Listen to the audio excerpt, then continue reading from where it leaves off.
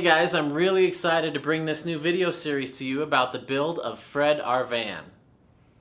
A lot of people have been asking us, why did we get a van? If you remember, a few episodes ago we headed over to a fellow Expedition Portal forum member's house, Ryan, to check out his van. There was tons of room, it was easy to drive, and with 4x4 they were really quite capable.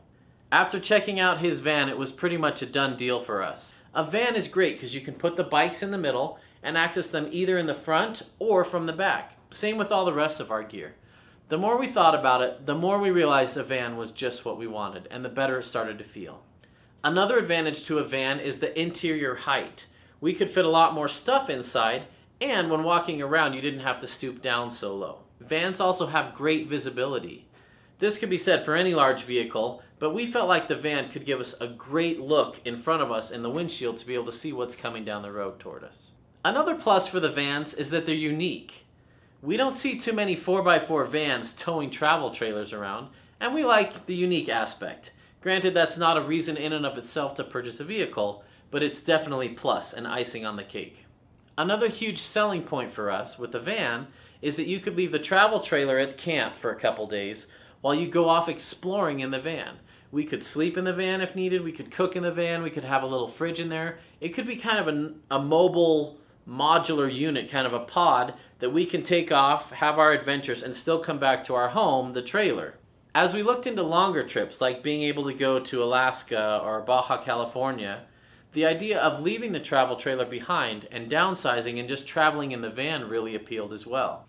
So the van could either act as a tow rig or as its own separate RV type, kind of like a mini Class B.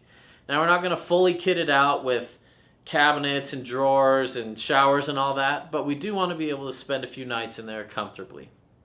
Not all vans are created equal. We had some very specific criteria. First off, we wanted to make sure it was four-wheel drive. There are a lot of all-wheel drive options out there, but we wanted true four-wheel drive with a 4-low or 2-speed transfer case. Since most vans don't come with four-wheel drive, that means converting one or purchasing one that was already converted.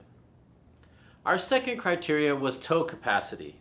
Now, Chevy makes a really cool van with the Duramax diesel in it with a very large tow capacity, but it's not easy to convert these to true 4x4, so we ruled those out. Although we think they're a fantastic van and would probably make a better fit for most other people. After ruling out the Chevy option, the only serious option left was the Ford Econoline vans. Ford makes these vans in a variety of motors and trim packages, but we wanted something that would tow extremely well. Ford put 3 different motors in this van that we considered sufficient for towing. First was the V10 gas motor, and that was made all the way up to 2015, the last year of the Econoline. Next was the 7.3 liter diesel van. Those stopped in 03. That's a fantastic motor. After that came the Ford 6.0 liter diesel. A lot of people have a lot of luck with those, but a lot of people have a lot of bad luck with the 6 liters as well, especially in the trucks. So we stayed away from the 6 liter. So then we were down to the V10 gas engine or the 7.3 diesel motor. There's a big price difference between vans with the diesel and the gas. We talked to a lot of different van owners and decided that we really wanted to stick it out and wait for one with the 7.3 liter, since we'd be towing regularly and since they get much better gas mileage than the V10 models. Once you decide on a Ford Econoline van, you have 2 options. You have the cargo van with no windows, or you have the passenger van with windows all around. We preferred the idea of a passenger van for visibility when driving and safety, and because it felt a little bit less like a work truck and the interior was already finished. Ford made the Econoline van in 2 different lengths, a 12-passenger and a 15-passenger.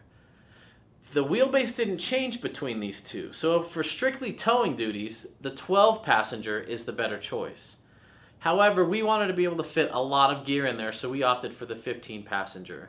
Time will tell if this was a poor decision for towing full-time, but I think we'll be okay. We were then able to narrow down exactly which model we wanted. We wanted a 97 to 03 Ford Econoline E350 with the 7.3 liter diesel. It would have been a plus if it was a 4x4 conversion, and we wanted a passenger model with the 15 seats, so the EB extended body.